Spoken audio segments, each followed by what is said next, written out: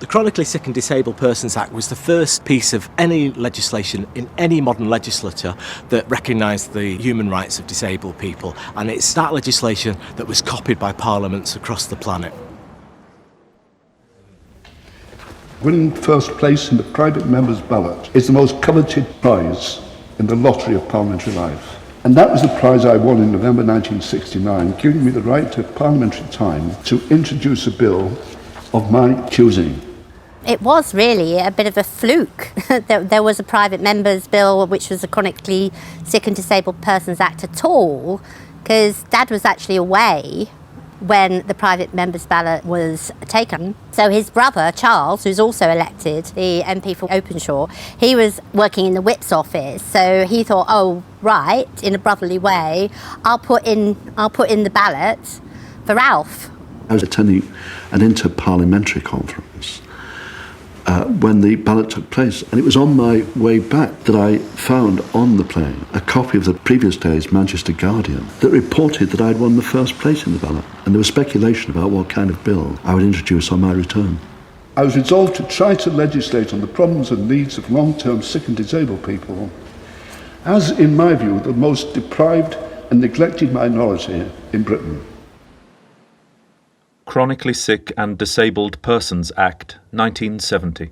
Be it enacted by the Queen's Most Excellent Majesty, the provision of practical assistance for that person in his home.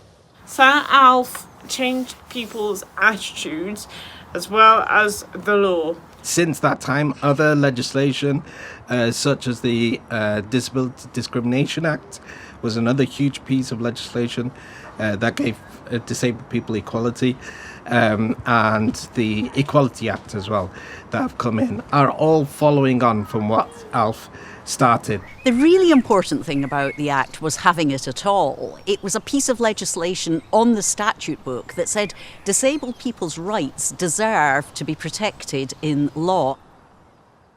The provision for that person of lectures, Outings or educational facilities. The fact that disabled people could now get an education just like everyone else, and with able-bodied people is huge. Previous to the Chronically Sick and Disabled Persons Act, which Alf first brought to Parliament and then was made into an act, we were only really covered under the 1945 agreement around the welfare state and healthcare, which meant some things were covered, but they were only covered if they were within that, and also it meant there was no cover without that. So there was no understanding of disability as a wider social issue or as something that might have a bit more to it.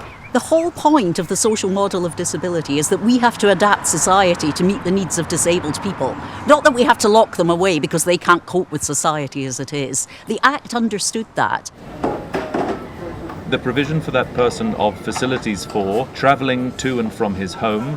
Now we have buses and trains which are accessible, but back then they weren't even accessible, because I remember a time when there were steps to get onto buses and trains didn't have any level access.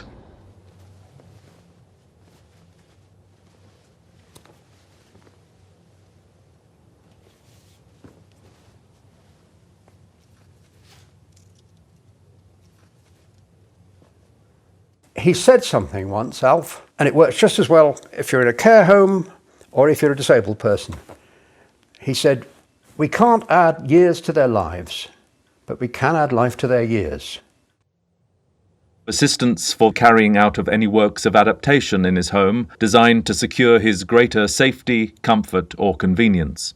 Every local authority shall have regard to the special needs of chronically sick or disabled persons. For the provision of new houses, which make special provisions of the needs of such persons. If it wasn't for Alf, I wouldn't have my house. It introduced the concept of inclusivity, access and visibility, so people were no longer hidden away.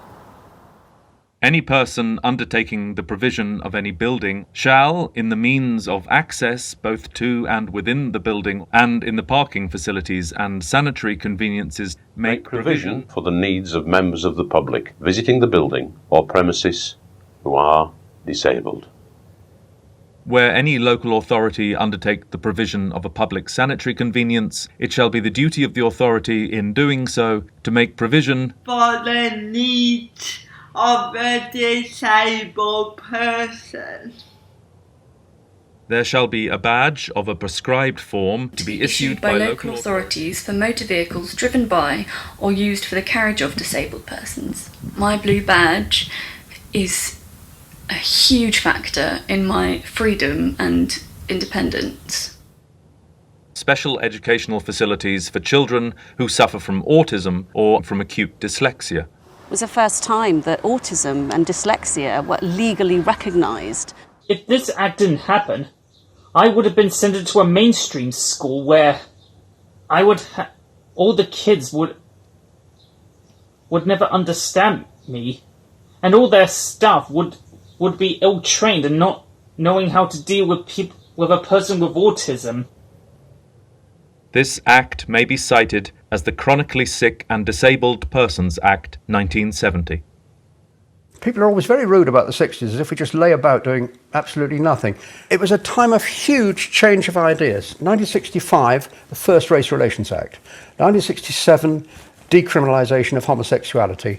1970, right at the end, Alf Morris. If it wasn't for his act that came to power in the 70s, I wouldn't have took part in autumn outreaches.